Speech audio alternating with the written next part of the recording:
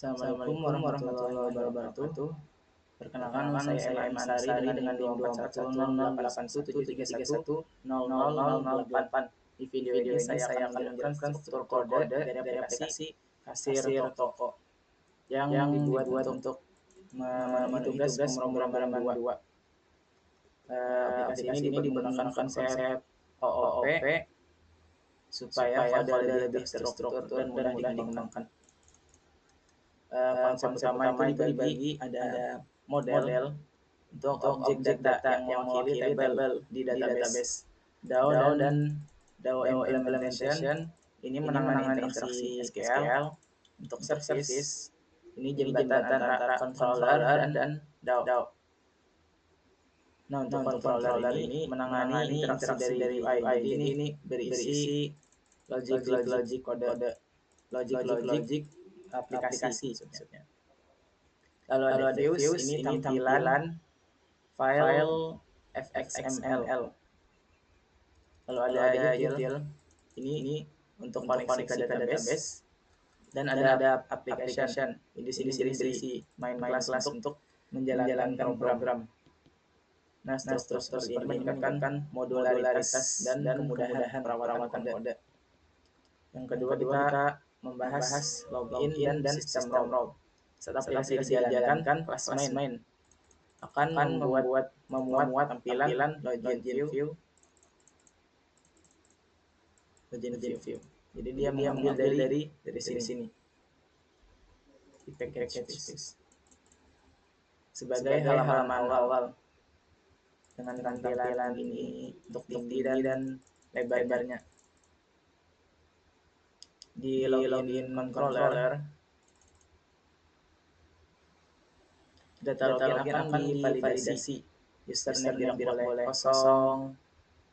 Dicek ke database melalui akun service dan ke akun DAO. Service dan akun DAO. Jika cocok, simpan role-nya. Jadi nanti ada role admin dan juga ada role kasir. Di database-nya untuk role admin itu hanya satu, jadi tidak bisa diedit. Hanya satu langsung di save di database-nya langsung. Akun admin ini tidak bisa dihapus dan username-nya tidak bisa diganti. Jadi hanya password-nya aja yang dapat diubah.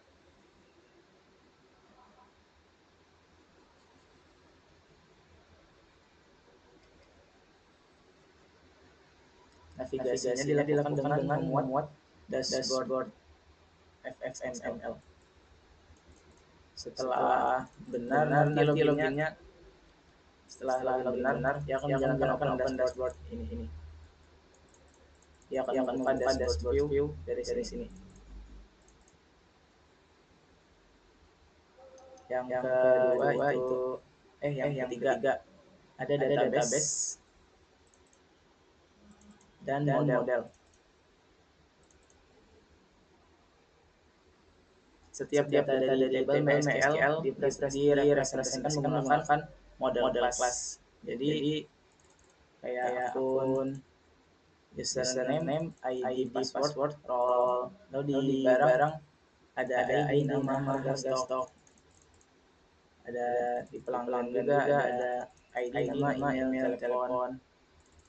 Dan transaksinya ada ID barang, pelanggan ID, jumlah total, dan tanggal.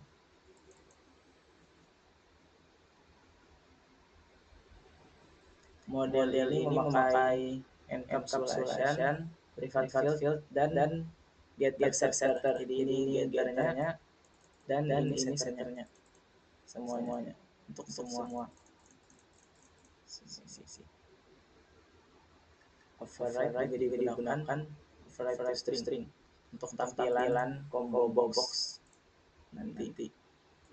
Lanjut ke DAO. DAO ini bertugas untuk menjalankan perintah SQL seperti di sini ada get all, insert, update, delete. DAO ini untuk mendefinisikan fungsi saja, tapi di implementasinya ini baru kita menjalankan query query SQL-nya. Contoh misalnya di sini get all untuk select semuanya dan diurutkan melalui ID akunnya.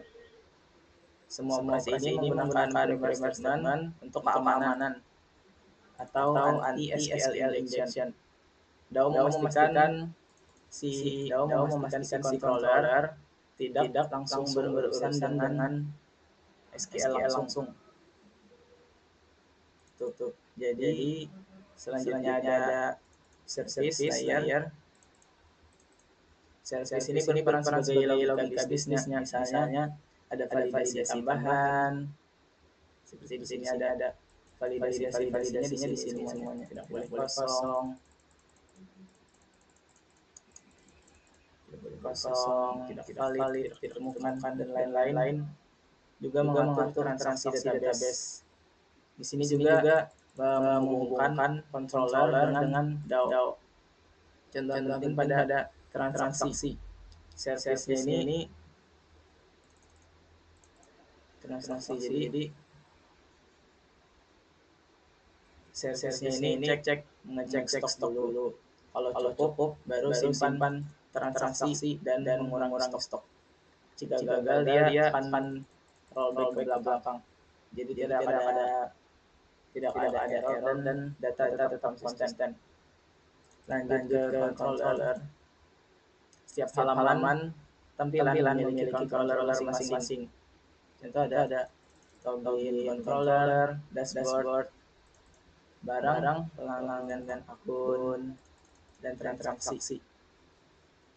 Controller ini menangani aksi pengguna seperti klik tombol, jadi dia mengatur logika yang ada di dalam aplikasi. Validasi input juga ada di sini, tidak boleh kosong dan lain-lain. Untuk mengupdate tampilan setelah operasi CRUD juga ada di sini. Navigasi ke halaman lain juga diatur di sini. Pokoknya semua logika semuanya ditulis di controller. Contoh validasi yang dilakukan, nama tidak boleh angka, harga dan stok harus positif. Ini tidak boleh kosong. Password salah, gagal koneksi ke database. Ini kalau misalnya tidak nyala SMTP-nya. Kalau transaksi di sini.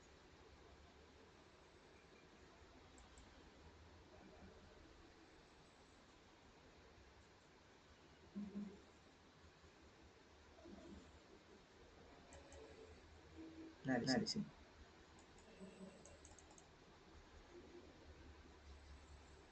Kalau di sini juga ditulis untuk cancel transaksi, stok barang dikembalikan. Lanjut ke hak akses role. Nah, di sini untuk hak aksesnya. Jadi untuk si role admin dia bisa melakukan semuanya, untuk menambah akun, mengelola barang, menambah data barang, untuk mengelola pelanggan juga dan sekaligus juga bisa menjadi kasirnya. Jadi bisa melakukan transaksi juga. Nah, kalau untuk si kasir dia bisa melakukan kontrol akun, hanya bisa melihat saja. Dan juga untuk barang dia tidak bisa melakukan crowd. Jadi hanya bisa melihat.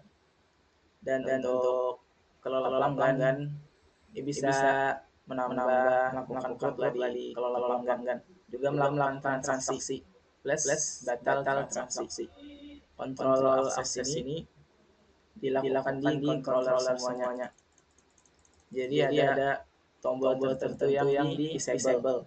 Kolom table menjadi friendly. Jadi semuanya dikecualikan kalau misalnya login menggunakan role kasir.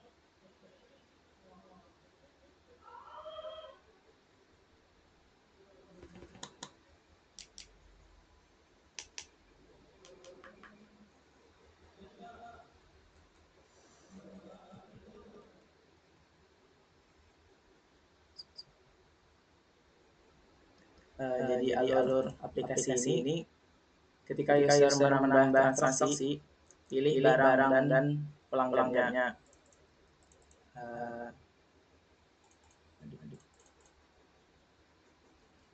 Jadi dia memasukkan barang dan juga combo box untuk pelanggan, input jumlah juga, dan juga hitung total harga otomatis.